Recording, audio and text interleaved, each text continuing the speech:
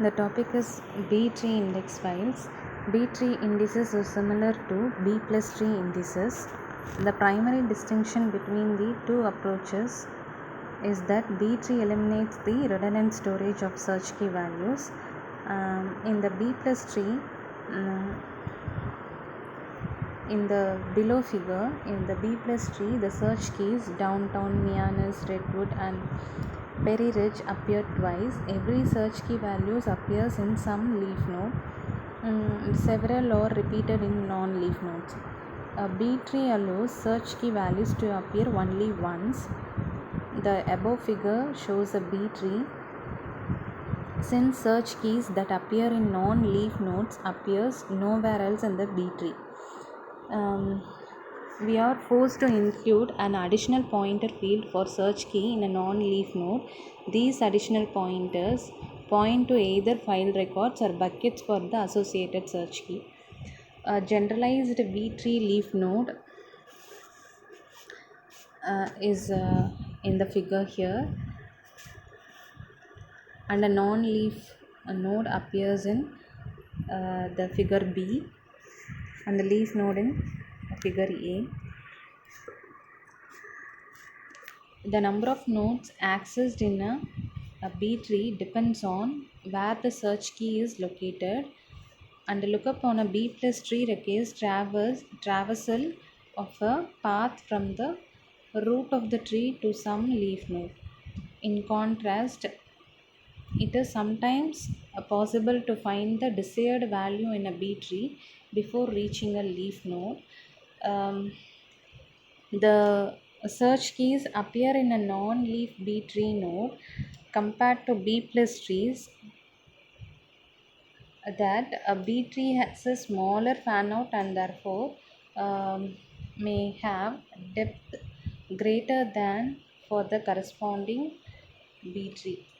Thus B tree is faster for some search keys, but slower for others also. Deletion in a B tree is more complicated, uh, and in a B plus tree, the deleted entry always appears in a leaf, and in a B tree, the deleted entry may appear in a non-leaf node also. The proper value must be selected as a replacement um, from the subtree of the node containing the deleted entry. If a search key is deleted, the smallest search key appear in a subtree of pointer must be removed, um, and this field occupied by some other the next search key.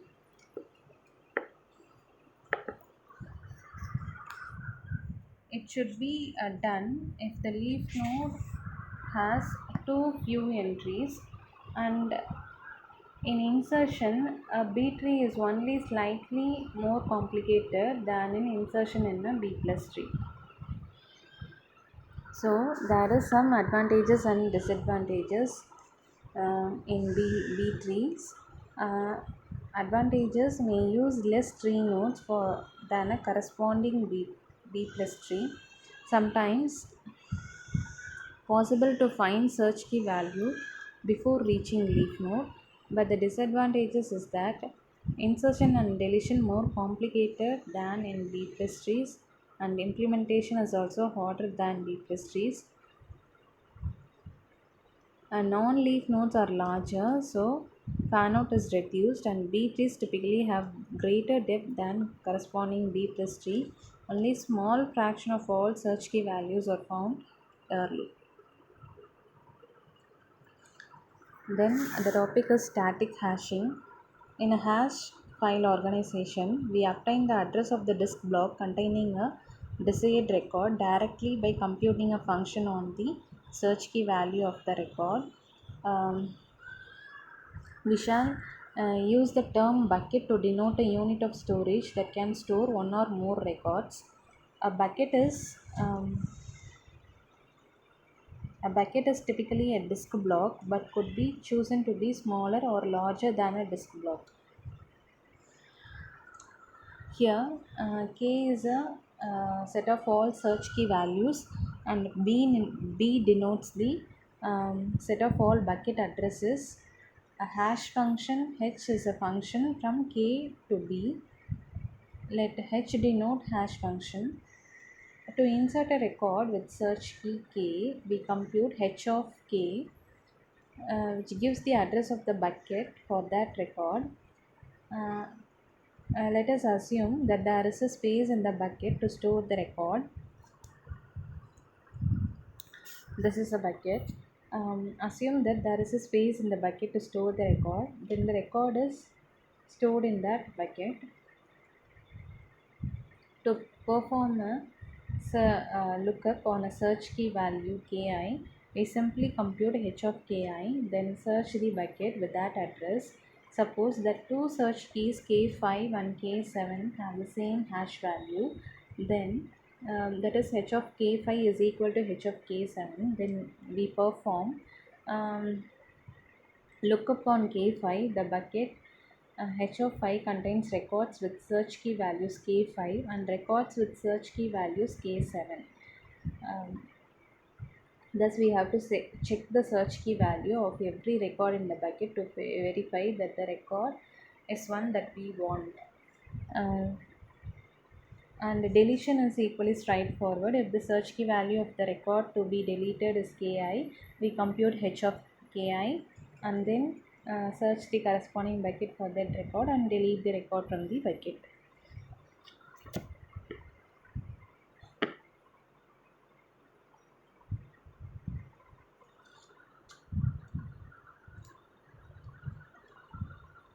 Next, hash functions. Hash function distributes the stored keys uniformly across all the buckets, and the distribution is uniform and maybe distribution is random.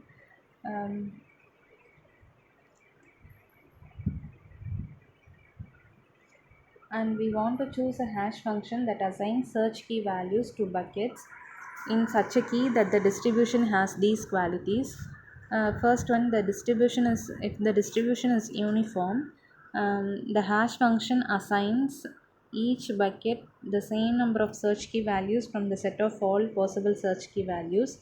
And if the distribution is random, then the average case each bucket will have nearly the same number of values assigned to it regardless of the actual distribution of search key values.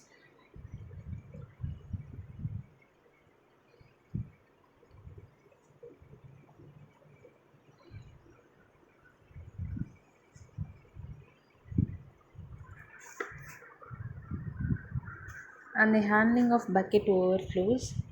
When a record is inserted, the bucket to which it is mapped has space to store that record. If the bucket does not have the enough space, a bucket overflow is said to occur. A bucket overflow can occur for several reasons, and the first one is insufficient buckets and skew. Insufficient buckets means if the number of buckets which we denote must be chosen such that where number of records that will be stored and the number of records that will fit in a bucket.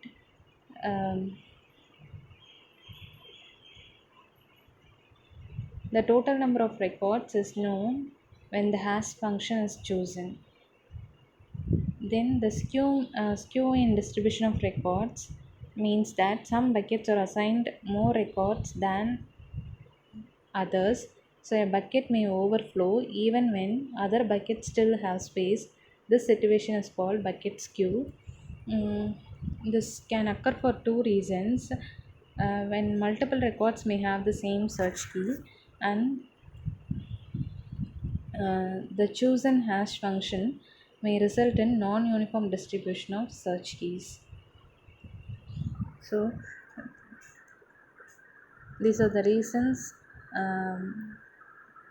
for occurring of bucket overflow.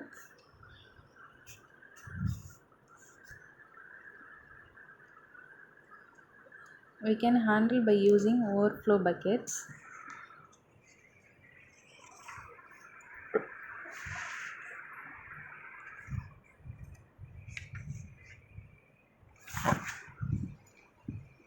If a record must be inserted into a bucket B and B is already full, the system provides overflow bucket for B and insert the record into the overflow bucket. If the overflow bucket is also full, the system provides another overflow bucket and so on. All the overflow buckets of a given bucket are chained together in a linked list form, um, like in a figure. Overflow handling using such a linked list is called overflow chaining. As before, the system uses the hash function on the search key to identify a bucket B. The system must examine all the records in bucket B to see whether they match the search key. In addition, if bucket B has overflow buckets, the system must examine the records in all the overflow buckets also.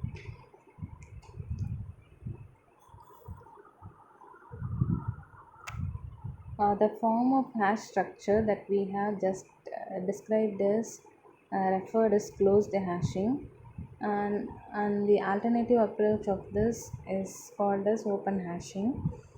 The set of buckets is fixed and there is no overflow chains. Instead, if a bucket is full, the system inserts record in some other bucket in the initial set of bucket B. The policy is to use the bucket in cyclic order if that has space. This policy is called as linear probing. Other policies such as computing further hash functions are also used. Open hashing used to construct symbol tables for compilers and assemblers, but closed hashing is preferable for database systems. The reason is that deletion under open hashing is troublesome, and compilers and assemblers perform only lookup and insertion operations on their symbol tables, but in a database system it is important to handle deletion as well as insertion. Open hashing is of only minor importance in database system. Next, hash indices. Hashing can be used for index structure creation. A hash index organizes the search keys with their associated pointers into a hash file structure. When we construct a hash index, apply hash function on a search key to identify a bucket and store the key and its associated pointers in the bucket or in overflow buckets. The figure shows a secondary hash index on an account file for the search key account number. The hash function in the figure computes the sum of digits of the account number modulo 7. The hash index have 7 buckets, each of size 2, and one of the buckets has 3 keys mapped to it, so it has an overflow bucket.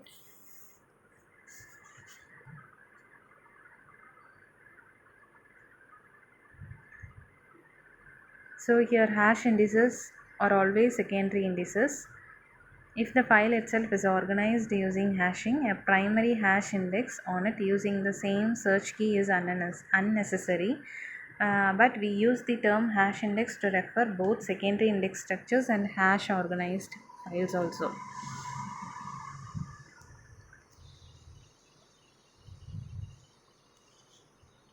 Deficiency of static hashing. In static hashing, hash function h maps search key values to a fixed set of B of bucket addresses. Database grows with time. Initial number of buckets is if initial number of buckets are too small, performance will degrade due to too much overflows. A file size at some point in the future is anticipated and number of buckets allocated accordingly. Significant amount of space will be wasted initially, and if database shrinks, again space will be wasted.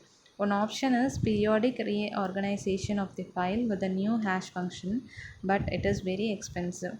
These problems can be avoided by using the techniques allow the number of buckets to be modified dynamically.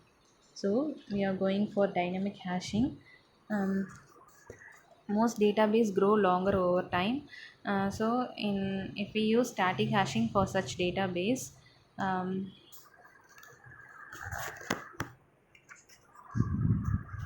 these problems can be avoided using dynamic hashing.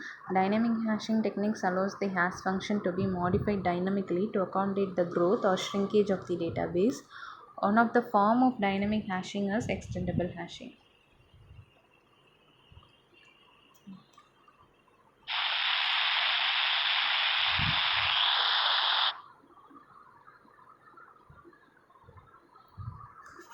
This is all about dynamic hashing and static hashing. Thank you.